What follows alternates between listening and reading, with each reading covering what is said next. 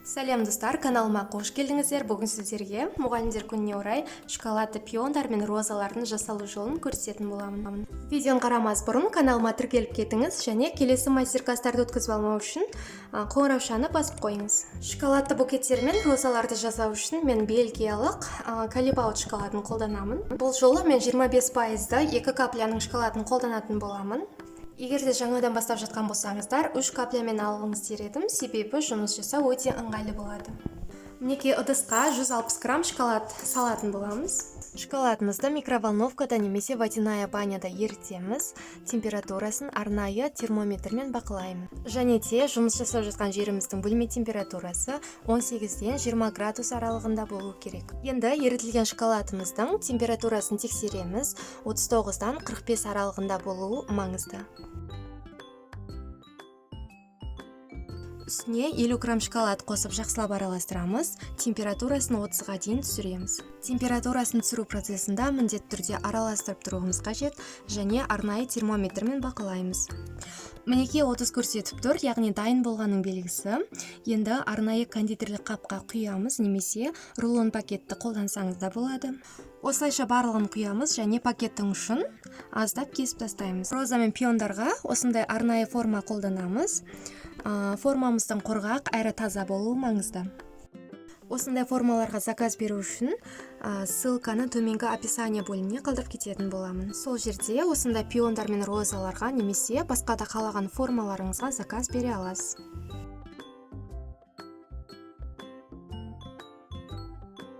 Осылайша барлығына толтырып құйып шығамыз және шоколадымыздың ішіндегі ауаны шығару үшін үстелдің бетіне ұратын боламыз. Осылайша бірнеше рет әрекет жасап, тоңазытқышқа 5 минутқа жібереміз.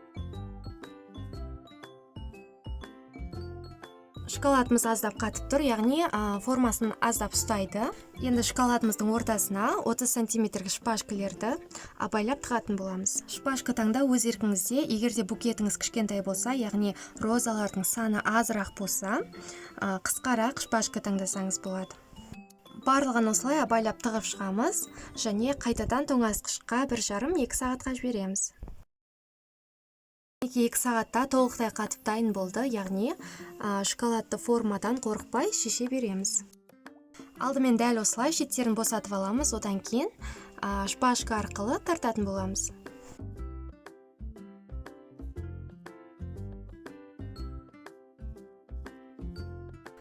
Мінекей осындай әдемі пион шықты.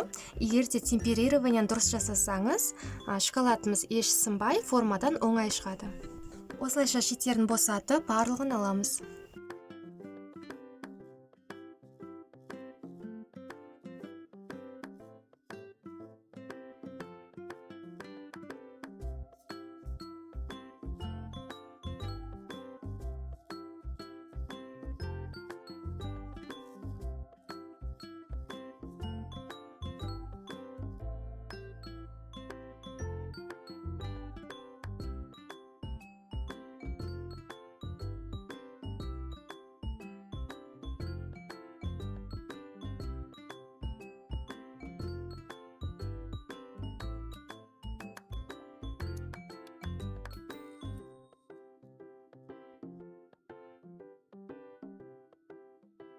Дайын болған розалар мен пиондарымызды скотчтың көмегімен орап жабыстырамыз. Көріп тұрғандарыңызда еш қиындық жоқ, ең бастысы дұрыс темперирование жасауымыз керек және де барлығын менің көрсеткенімдей етіп жасасаңыз, міндетті түрде шығады.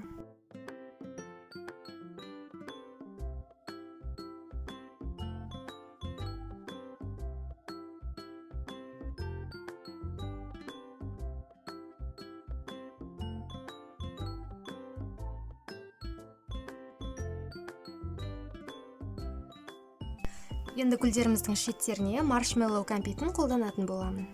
Кәмпитіміздің ортасына шпажка тағып, гүлдеріміздің шетіне қойып жабыстыратын боламын. Әрине басқаша жасауға да болады, барлығы өзіңіздің қалауыңызға байланысты.